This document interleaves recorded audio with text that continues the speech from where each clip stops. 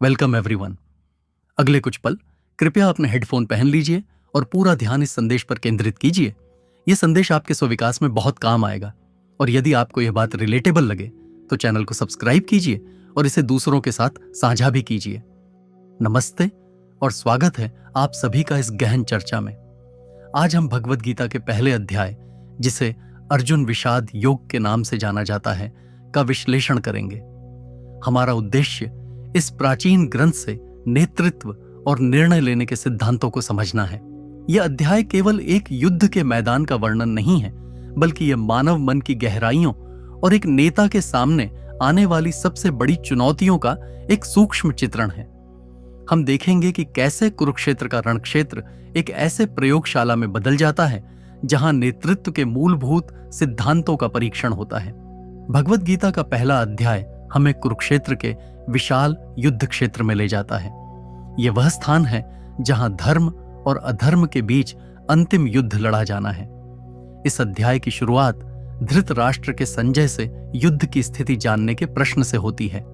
संजय अपनी दिव्य दृष्टि से युद्ध भूमि का विस्तृत वर्णन करते हैं। वे दोनों सेनाओं के प्रमुख योद्धाओं, उनके शंखनाद और युद्ध के लिए उनकी तत्परता का चित्रण करते हैं। यह वर्णन हमें उस भयावह और निर्णायक क्षण की गंभीरता का एहसास कराता है। इस अध्याय में कई प्रमुख पात्र हैं। धृतराष्ट्र, जो अपनी पुत्र मोह में अंधे हैं, संजय, जो तटस्थ होकर घटनाओं का वर्णन करते हैं, और सबसे महत्वपूर्ण अर्जुन और भगवान कृष्ण। अर्जुन पांडवों के प्रमुख योद्धा और कृष्ण उनके सारथी और मार्गदर्शक। युद्ध की यह पृष्ठभूमि केवल एक कहानी नहीं है, बल्कि यह एक ऐसे संकट का प्रतीक है जहां एक नेता को अपने सबसे कठिन निर्णय लेने होते हैं। यह संघर्ष केवल दो परिवारों के बीच का नहीं, बल्कि धर्म और कर्तव्य के बीच का भी है। पहले अध्याय में हम विभिन्न पात्रों की प्रेरणाओं का विश्लेषण करते हैं। धृतराष्ट्र का पुत्र मोह और उनकी चिंताएं एक नेता की व्यक्तिगत कमजोरियों को दर्शाती हैं। संजय का वर्णन हमें एक तटस्थ पर्यवेक्षक की भूमिका का महत्व समझाता है। लेकिन इस अध्याय का केंद्र बिंदु अर्जुन का आंतरिक संघर्ष है। वह एक महान योद्धा है, लेकिन युद्ध भूमि में अपने ही संबंधियों को देखकर उसका मन विचलित हो जाता है। यह एक नेता की सबसे बड़ी दुविधा है, व्यक्तिगत भावनाओं और कर्तव्य के बीच संतुलन बनाना। कुरुक्षेत्र का रणक्षेत्र केवल एक भौतिक स्थान नहीं, बल्कि यह निर्णय लेने की एक कसौटी है।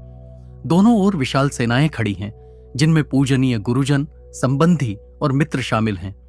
युद्ध का तात्कालिक दबाव अर्जुन पर भारी पड़ रहा है। अर्जुन के सामने एक नैतिक और धार्मिक दुविधा, धर्म संकट में है। उसका क्षत्रिय धर्म उसे युद्ध करने का आदेश देता है, लेकिन अपने प्रियजनों के प्रति उसका व्यक्तिगत लगाव उसे ऐसा करने से रोकता है। यह एक नेता के लिए सबसे बड़ी चुनौती है, जब उसे व्यक्तिगत भावनाओं के बावजूद कठिन निर्णय लेने पड़ते हैं। अर्जुन का आंतरिक संघर्ष इस अध्याय का केंद्रीय विषय है। युद्ध भूमि में अपने गुरुजनों, भाइयों और संबंधियों को देखकर वह भावनात्मक रूप से टूट जाता है। उसका मन विषाद और निराशा से भर जाता है। वह युद्ध न लड़ने के कई तर्क देता है। परिवार का नाश, समाज में अराजकता का फैलना और पाप का भागी बनना। उसकी यह भावनात्मक स्थिति उसे निर्णय लेने में अक्षम बना देती है।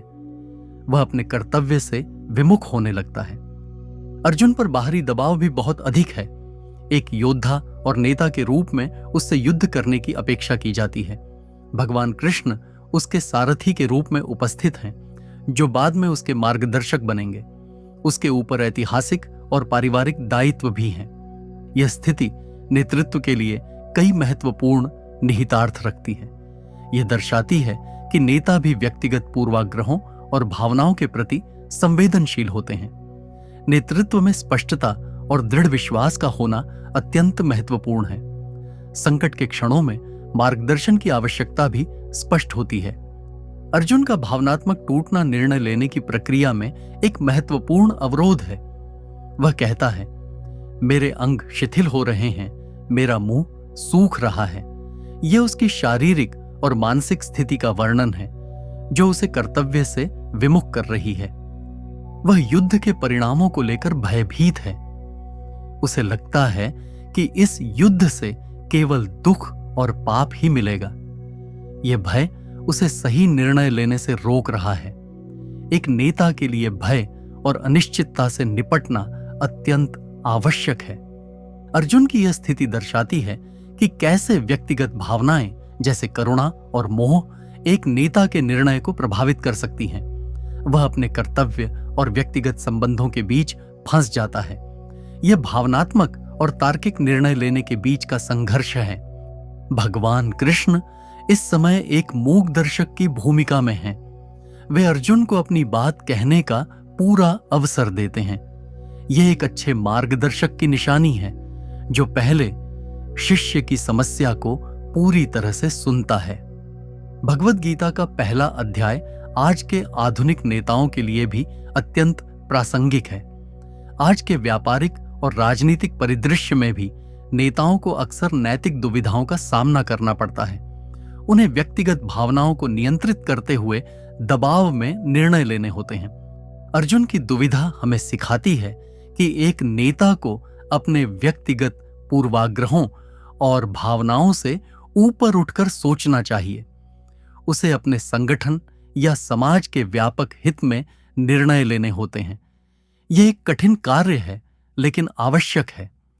यह अध्याय हमें मार्गदर्शन के महत्व को भी समझाता है। जैसे कृष्ण अर्जुन के सारथी बने, वैसे ही आधुनिक नेताओं को भी अनुभवी सलाहकारों और गुरुओं की आवश्यकता होती है। सही मार्गदर्शन संकट के समय में स्पष्टता प्रदान करता है।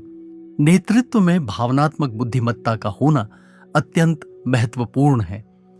अर्जुन का भावनात्मक टूटना दर्शाता है कि भावनाओं को समझना और उन्हें प्रबंधित करना कितना आवश्यक है। एक नेता को अपनी और दूसरों की भावनाओं को समझना चाहिए।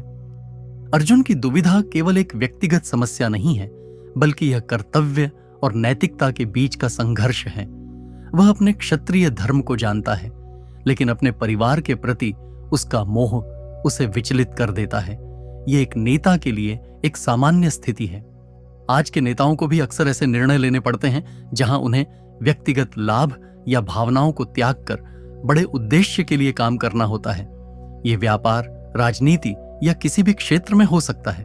गीता का पहला अध्याय हमें सिखाता है कि एक नेता को अपने नैतिक कंपास को हमेशा स्पष्ट रखना चाहिए।